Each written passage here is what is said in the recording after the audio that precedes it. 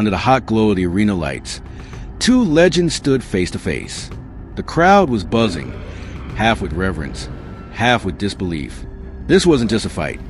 It was a once-in-a-lifetime clash between two martial arts titans from different generations, both with skills honed through decades of discipline and combat mastery. On one end, Tony Jaa, the whirlwind from Thailand. Known for his bone-crushing, acrobatic style of Muay Thai, Jaa's agility had stunned audiences around the globe. With films like Ong-Bak and Protector, he redefined modern martial arts cinema. Every elbow strike, flying knee, and somersaulting kick seemed torn from the pages of a martial arts comic book. Fluid, fast, and ferocious, Tony was a walking hurricane of technique and athleticism. On the other end was Richard Norton, the seasoned warrior from Australia.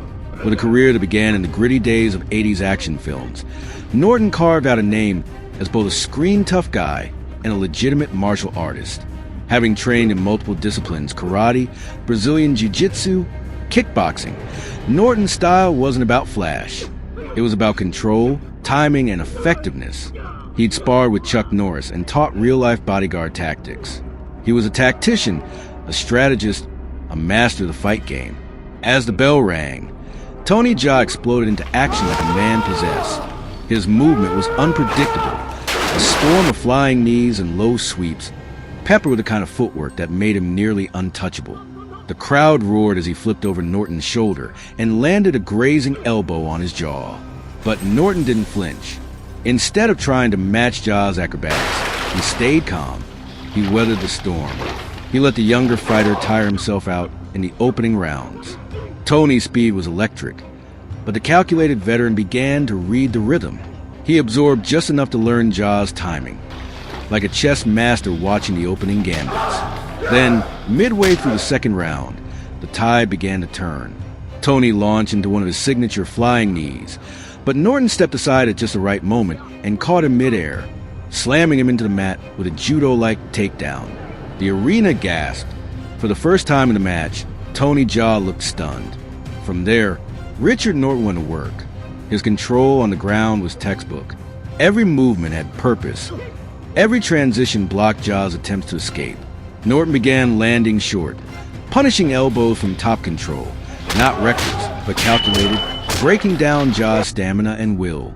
Jaa got back up, but slower now, less bounce in his steps.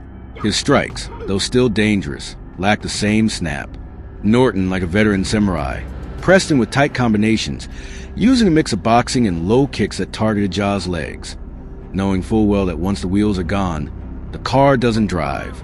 By the final round, Jaa was still swinging, but Norton had the measure of him. A well-timed spinning back fist cracked through Jaa's defense, followed by a sweep that left him on his back again. Norton didn't gloat. He didn't need to.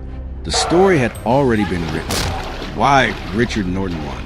In the end, Richard Norton's victory came not from sheer strength or speed, but from experience and composure. Where Jaa brought explosive offense, Norton brought iron discipline. He let the storm pass, and then struck with precision. His knowledge of range, timing, and energy management turned the fight into a tactical dismantling. Tony Jaa was a phenomenal martial artist, but Richard Norton reminded the world that sometimes the smartest fighter is the most dangerous one. And on that night, it wasn't the fastest fist that won. It was the wisest,